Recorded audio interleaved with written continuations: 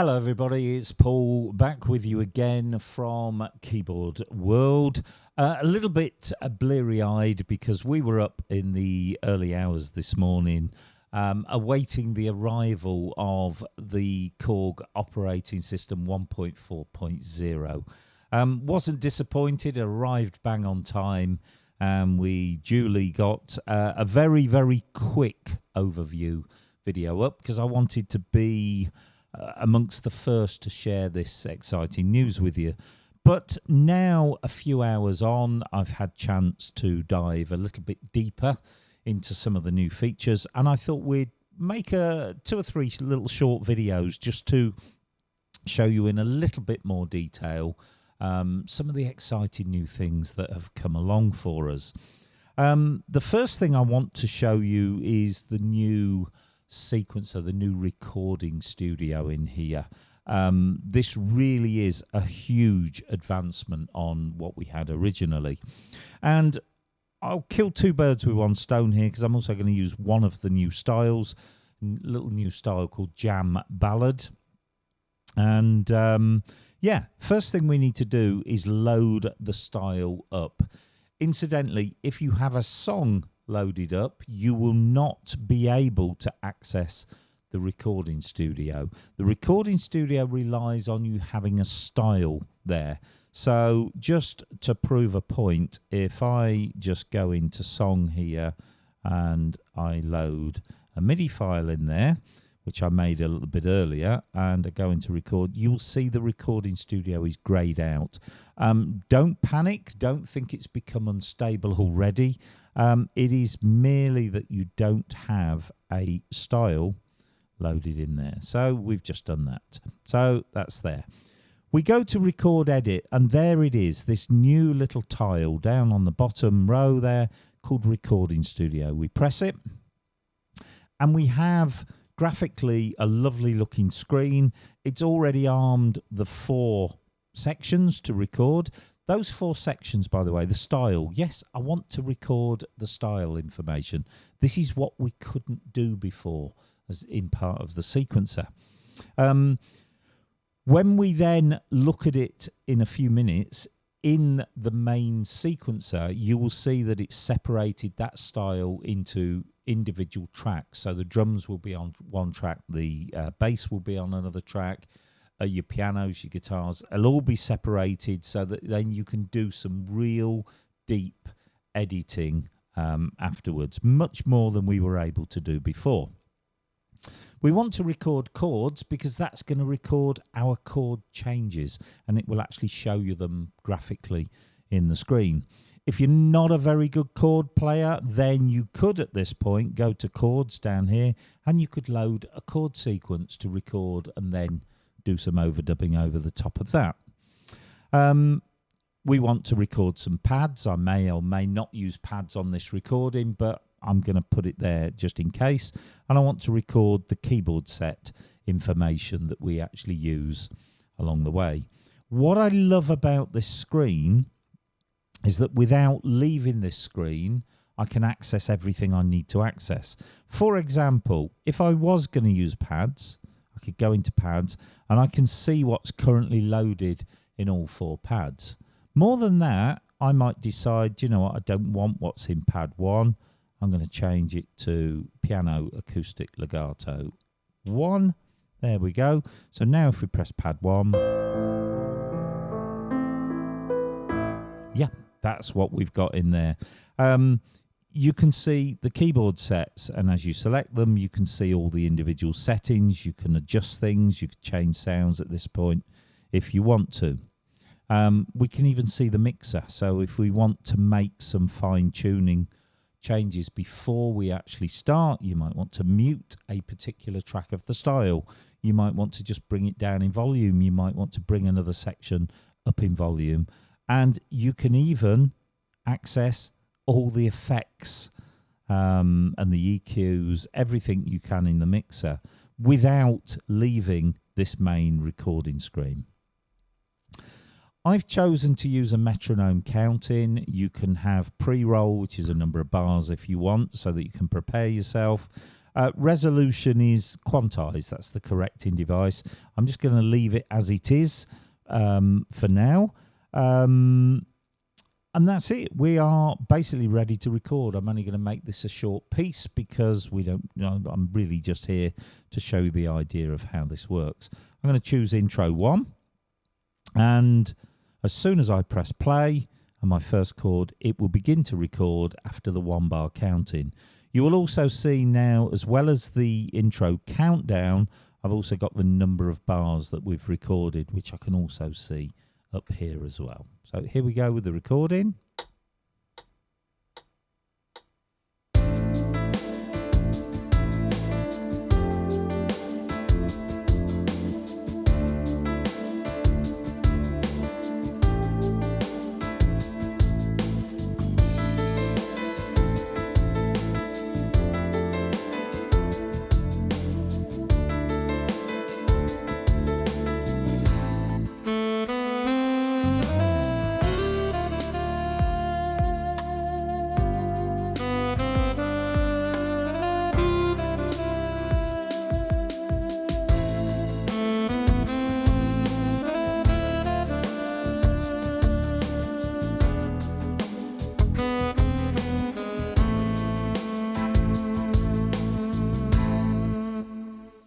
There we go. Nice and short. Let's stop the recording. We can rewind, take it right back to position 1. I can see we've got 1 of 16 bars here. And there it is. If I want to fast forward maybe past bar 8, so I can just make sure that the melody has recorded. Yes, it has. So we've captured our arrangement now.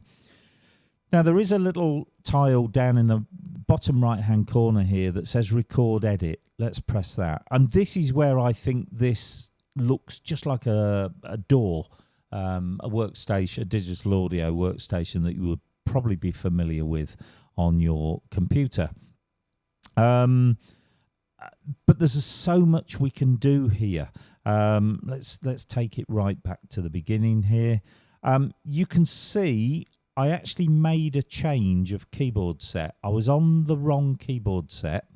I'd like to say I did it on purpose to be able to show you how to edit, but I didn't. I forgot to change it back. But I can do that post-recording. I just press where it says EP pad, pull the options down, and I want it to be a saxophone. So that's fine. I mean, I wasn't playing anything at that point anyway, so it wouldn't have really mattered, but it's showing you the principle that if you happen to press the wrong keyboard set, or you think in hindsight, you know, it might have been nicer if I'd gone to that, you can change these afterwards. I went through, let's scroll through here. I went through and I pressed a break just before the end of the intro. If you decided, no, I don't know whether the break was the right thing, tap it, pull the menu down here.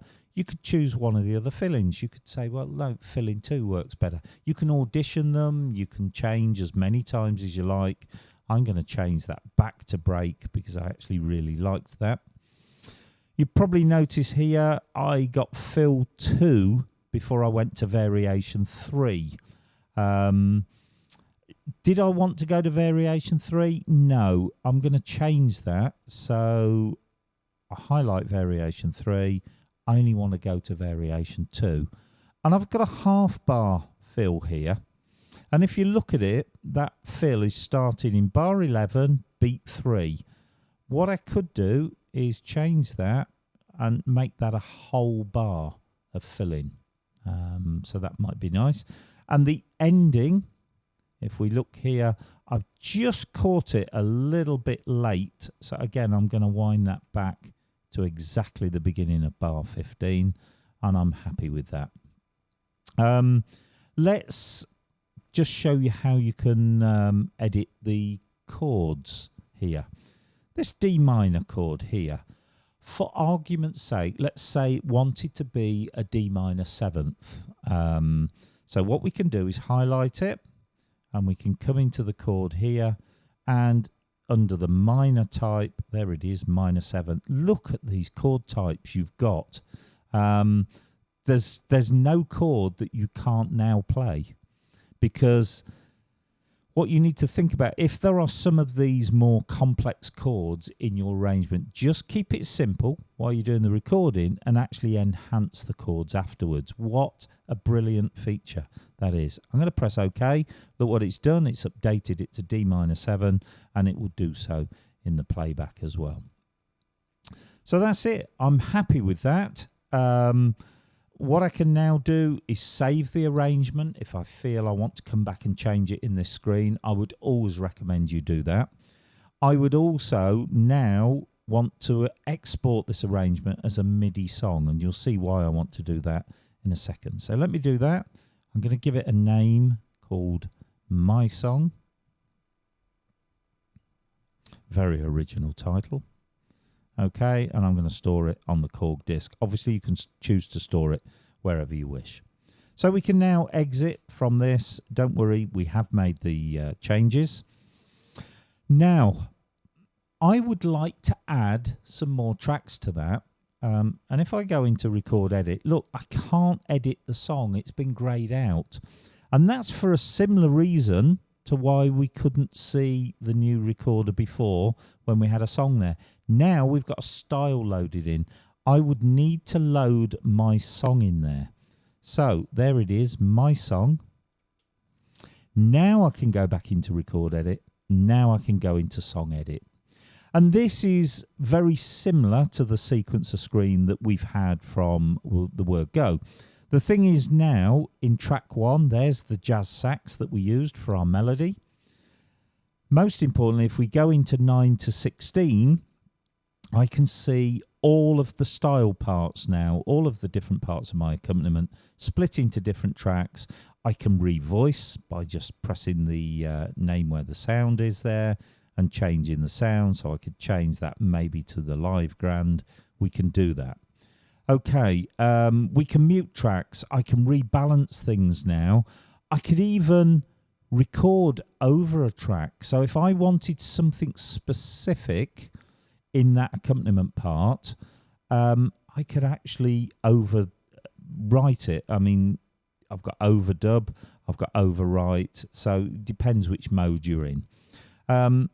So let's go back to tracks 1 to 8. All I want to do here is add just a little bit of piano on top of what we've already recorded, just to give you an idea how to do it. So I'm going to go into track 2 and I'm going to unmute it. And I'm going to choose Italian grand piano. Now I can hear I've got some delay on there, but that's not a problem because look, I can access the mixer. There it is. I'll take that delay off. Yep, that's absolutely perfect. I'm going to bring the volume up just a little bit so we can hear it. And I'm going to arm that track ready to record. So basically, we will play back now our arrangement that we made in the simple recorder. It'll be playing back in our full 16-track sequencer now. And I'm now going to add a little bit of piano to it like this.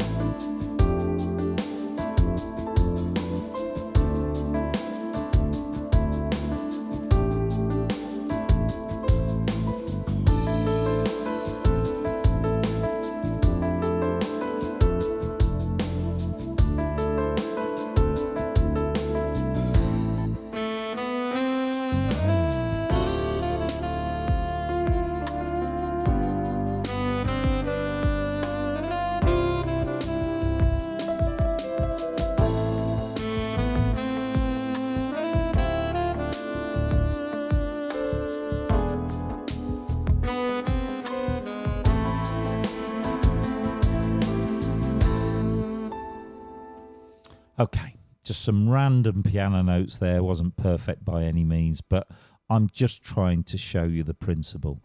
So we'll press stop. We'll unarm the record track. Let's take our song right back to the beginning.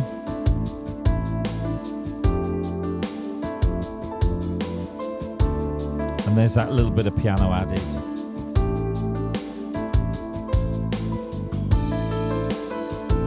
So that's it. It's added our piano. Now we can save the song exactly as we used to before, but now we can come back at any time and we can re-edit this. This is a real step forward, and you'll be able to produce some really tasteful arrangements, letting the style do a lot of the work for you, but you can then go in and edit things to whatever degree you see fit, and you can have a go at overdubbing some additional tracks on there. So I hope you've enjoyed that. That's a little bit more in-depth view on the new sequencer, the new onboard recorder, and I will be back with you very shortly with another little video.